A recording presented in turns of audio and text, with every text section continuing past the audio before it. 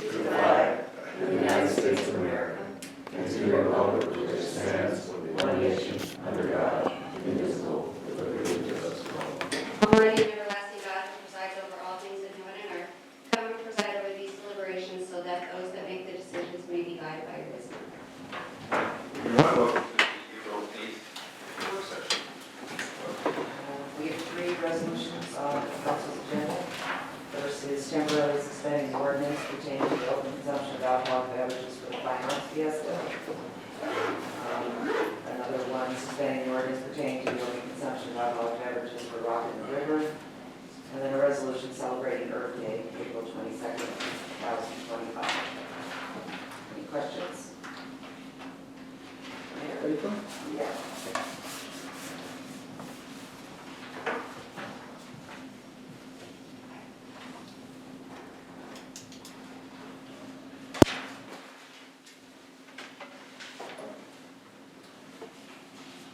I'd like to invite everyone here tonight. I see we have a large crowd, so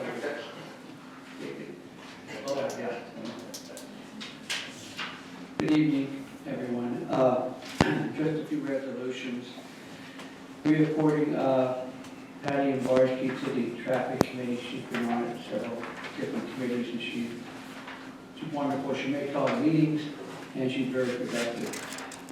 Also, authorizing the proper city officials to file project management proposal with the Commonwealth of Pennsylvania for a redevelopment assistance capital program, RCAP, grant in the amount of $750,000 for assistance with King's College Student Success Center project. Now we have representatives from King's College here tonight, so if you have any questions.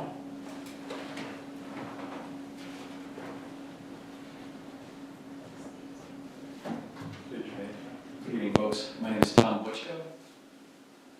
So Tom, I have a question. This is a general question. I'm not sure if your department should ask. Do you know the economic impact that Keene's has on Wilkes-Barre's economy? I could try to find it. I don't think I have it offhand, but it probably created, I think, 80 construction jobs, give or take, that build back into the economy and things like that. Well, I actually need the university, the college in general. So I don't have it. How many employees do you have? I do have that answer for you.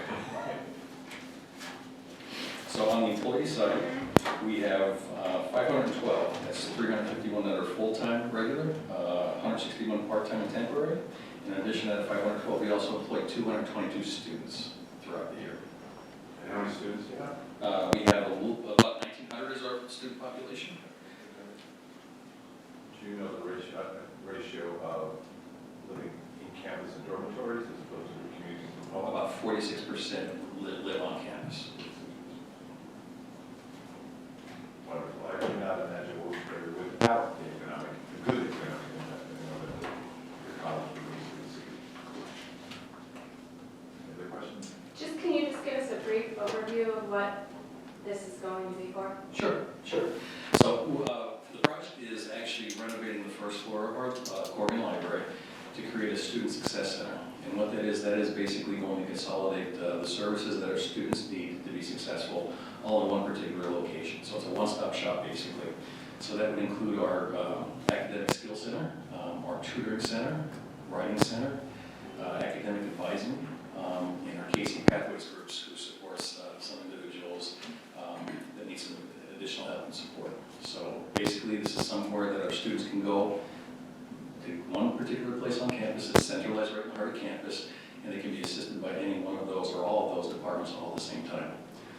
It's important for us from the standpoint of student retention, because once we bring the students here on campus, we obviously would love to have them stay with us for the full 4 years so they can graduate and then have a job and go out and get some positions here locally or wherever else. But it's important from the standpoint of when these students come in, they need the most support they can possibly get from us, and we're trying to make it as easy and accessible as possible. Did I read in the paper that this project already started? Yes. So the project is underway. We started the project, it was last summer that we started the project, and it's currently under renovation right now. So. Is this the last bit of the project that you're looking for the funding for? Yep, so we'll be finishing up the renovation probably later in May. We'll actually actually have the folks that'll be moving in right after graduation. That's it for me. Any other questions? No, I was just asking the timeframe as well, when the whole thing will be completed. Yeah, so it should be wrapped up by end of May. That's a great resource for the kids to get the extra help that they need. It's important to them, we get a lot of feedback from the students, we sort of kept them involved throughout the project, so there's a little QR code that we have on the sign for the construction manager.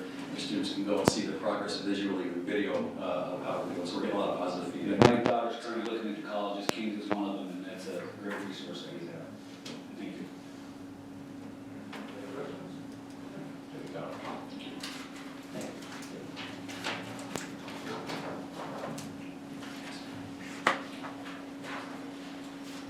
Okay, secondly, authorizing the proper city officials to sign any and all necessary documents related to awarding the contract to the lowest responsible bidder, which was Stella Enterprises, for the Bog Phase 2 all-inclusive playground park project, the amount of $431,532. If you've been to the park, the Bog Park at all, or you've seen my postings on social media, you'll see how this is really moving along quickly. We had heavy equipment that cleared the area. We're actually installing right now special needs equipment. So there's several phases of this. Also, part of the park renovation for special needs was actually paid for by the fundraising efforts of the Special Needs Playground Committee that was started several years ago. Through their fundraising efforts, $318,000 is being put into the Bog Park for the Special Needs Playground. But there's other parts of that are also happening. Besides the Special Needs Playground, we also have, as you know, converting it to pickleball courts. And we're going to have handball courts. We're going to have better parking. And I think you have an outline. What's wrong?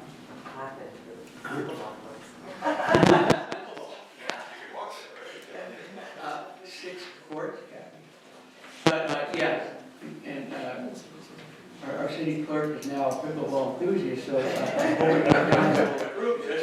Let's not go overboard. Yeah, I want to see that. But yeah, so it's not just the special needs park that we're doing in the different phases. Phase 2 now, we've started working on other things, like I said, pickleball courts, but also there will eventually be handball courts. Also redoing the parking area, putting up new fencing that would protect, the park from people driving in. And it's going to be over $1 million project when we're done. I did want to note, once again, the media, that part of this is paid for by the fundraising efforts of the Special Needs Playground Committee, $318,000. But with your approval on Thursday, I'm hoping that we'll be able to get approval and then conclude this part and move on. And I'm happy to say this will be our third park that has special needs playground, all inclusive, where people with special needs and people that aren't special needs can use the same playground. Some of your family members, I think, have already used the parks. So that's everything as far as my ordinance, my resolution. But one last thing I want to say is, for the public, I want everybody to please come out tomorrow, 1 o'clock tomorrow here at City Council Chambers. Kathy, thank you for working with us on putting this together. We're going to have the PUC hearing on the proposed UGI rate increase. So ask people come on out. This is your time. You can voice your opinion about the rate hike.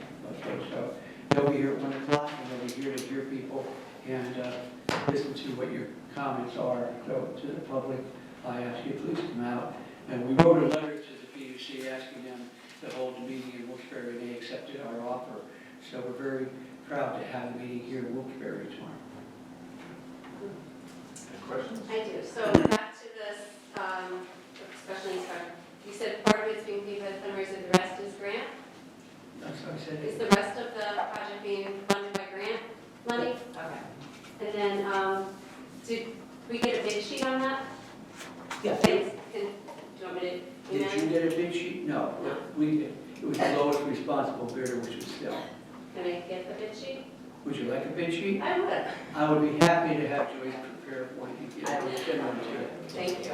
Would the rest of the council members like a bid sheet? Good, Mayor. You're okay with it? Don't even, you're okay? I'll take one. You want one? How many do we need? You can give it to me, Mayor. and I'll- Can I give it to you, Kathy? I'll actually, I don't know. Bill's not here tonight, he may want one, he may not want one. I'll call Joyce. Good sheets for everyone. Seriously, we're happy to do that. I know. Thank But you. yes, Stell was the lowest responsible bidder. That's it. I'm out of the state or why you have questions for me? Yes. Melisco? Yes, just one quick question. I mentioned it to Charlie. I know you had mentioned about the graffiti, that you weren't going to have businesses and residents clean up the graffiti until the weather breaks. Is it now? Are we in? Mike, I'm glad you asked that question. I have a senior staff every day, 11 o'clock, and this week's senior staff meeting, I mentioned to Hank Radulski to have code enforcement start to send those letters out. Okay, Steve, I know you asked me about that once before. So the letters are going out, that they will have a certain amount of time to start cleaning up the graffiti. I think the weather's nice enough now that, well, except for this week. Normally the weather is getting better, so as the weather gets better, but they are getting notified by letters to start cleaning up the graffiti. Thank you for the Good, thanks, Mayor. Councilman Mayor? Yes, if we get a list of the roads that are to be paved this year. A list of the roads that are being paved this year? Yeah. We can get them. Not until I put mine on there. Hold on. I have a few, so. Don't finalize yet, I didn't give you my list. Gotta get this. Yeah, that's all. Yeah, no, seriously, we're happy to take your list, and then what we'll do, I actually talked to Joyce about this, Charlie and I, in our meeting. I know Councilman sent us a list, at least one road today, so we're gonna go out and actually, with the limited amount of monies we have, we'll go out and look at which roads are really in the worst shape. And if it's one road, two roads, three roads, whatever it is, with the amount of money we have, we'll be able to start identifying like worst and then work down that way. But yes, so please, just please send us your list. Good, thank you. That's all. Few things. So now that it is going to eventually get warmer, the dogs not on leashes, the dogs running loose. I mean, today on my way down here, somebody in my neighborhood had their dog off of a leash. Do we have one animal enforcement person? Yeah. We have one, and she's actually been trained to do more than just animal enforcement, okay? But she's a department of one, but there is also SPCA, there's also, game warden and other people, but Amanda does an amazing job. So if you want to report something, I would say report it to Amanda, okay? And she is basically the one that would go out and take care of this, okay? So someone calls 911 or something, and they report it. Amanda will be the one going out, and she goes out all hours of the day and night, so she does a great job. So yes, we have one. And she's able to find people as well? Let's see. Apparently there's orange lines on North Main Street. Do we know if they're ripping that up again? Do we know? About the orange lines on North Main? Pardon me, I noticed them today on the way home from work, where the road was just paved. They're not in the middle of the road, but they're kind of on the side. So that never got repaired properly after the water company last year, so I don't know if that's what they're doing. Where they had the problem, where they Yeah, it's up a repaired. little bit from there. I know I've seen markings on repair areas to make the final, Okay, then we'll just final wait on that. restoration. Okay. And then, so I got a few complaints over the weekend. It was King's Cater weekend. And all of the off-campus housing, there were parties, police were called numerous times. Urinating, it's King's College, sorry. But they're urinating in the lawn, disturbing the neighbors, and I got the same complaints last year. And Saturday got numerous complaints about it. It was North Main, Madison, and, I forget Bowman, or Belmont Do Street. you have any particular addresses that we can pass on to Kings? I could, yeah, I mean, I know some of the residents who live there who complain to me, so it's pretty much the entire Obviously. block between North and Beaumont Street and Madison Street, so I myself drove by and there was just kids everywhere and drinking everywhere, and there was quite a few fights that weekend, last weekend. So if we could figure out a way to help the residents that live there, because it's the same thing every year. If you could share some of that information, I'd Absolutely. be happy to talk to our security director, Jim McGowan, and also our student affairs folks to see what we can do about Okay. closer watch on that stuff. That would be great. That's all I got today. That's it? I believe South Main Street from Academy all the way up to Blackman Horton is to be paved with a separate funding line that you got. Is that still in the Charlie, works? why don't you? Not that section, no. I wish it was. It's Charlie, from- you're just talking it's- to the microphone. Oh, I'm sorry. It's from That's south. Kathy. That's that, well, thing, we only got a third of what we asked for. So, Mark is working on the specs on that and the engineer, but it goes up from south, I think, is the end of the last improvement. I think South Street, To where? keep going. Eventually it'll get to Hanover Street, and I know that section's terrible. But they only gave us a third of what we asked for. So whatever we have, we're gonna go use, and we've already reapplied for additional funding through the architect And is that something that system. will be happening this summer? Yes, they were engineering how far we can take the money. It's not gonna get as far as we were hoping for, because we have that huge water problem. That's a big problem. Another question is tree stumps. When someone removes a tree, are they required also to remove the tree stump? So they can leave it there indefinitely? Something we want to change? I'll ask you guys. It's horrible. You get these ugly tree stumps that they're there, and people trip over them, and I think they're a hazard also. Are they leaving it because it's more It's expensive. work costs? It's very expensive. Yeah, because you And have they're- to, depending on the size of the tree, I would imagine Yeah, as we're well. already, most of the residents aren't particularly fond about taking the tree down, and then the cheaper way to do it is just leave the stump there, because the stump So they is chunk just up our city and make it look really ugly. So I think that's something we should look at. We should remove the tree stump too. All right, we'll look at that. Other questions? I think that's gonna be costly. Yeah, to the homeowners, Please keep that in mind. I mean, you know, that it's gonna be very costly to remove some of these tree stumps, love tree lawns, and, Oh, maybe we look for programs. There's cheaper avenues to do that though. Yeah. There's certainly, you could drill a hole in there and put this in, it kills it. Yeah. I mean, I think it behooves us to make our city. Yeah. Dissolve So, I mean, I will say, I had a tree removed in front of my house a couple of years ago, but they cut it to the point where it's at the Yeah, like grass, almost so the right. grass comes over it. Yeah, these ones are all. Yeah, I mean, maybe we can Huge. look at, maybe putting something in place that try to get it as low Yeah. tree lawn, because I can actually take the lawnmower work out low, they got mine.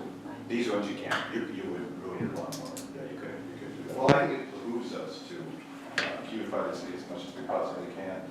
Other suggestion, Charlie, the light app, so as always happens, when I come here, I always see a bad traffic thing. So somebody, yet again, was running a light on Ross and South River Street where your tragedy or system got into that accident. And I think the solution is 2 more seconds on the lights, so that they're red for a couple of seconds all 4 ways. Because what happened is it's instant. So that will cause, so as people come down South River Street speeding, the light changes. They're running it. The person from Ross doesn't know they're there. They're just coming across and wham. So that might be a suggestion to look into a 2-second delay before it turns green. And you know, there's 2 other lights that I reported. One is in your district, Tony, is on the corner of Academy and River. If you're going, okay, up Academy, okay, towards Cary Avenue, and just the red light doesn't, it stays on, and then the green makes you wait, you know, so I reported that. And Mike, also one in your district, which is coming out of Dagobert Street, it only lasts for about 2 cars, Yeah. and it changes, you know, Yeah. from Dagobah down to 15 seconds. So that's also been reported. Good. Take a look at both of them. And I did report the one at Hazel in Pennsylvania Avenue, that was good. Okay, good, thank you. Good, anyone else? You're good?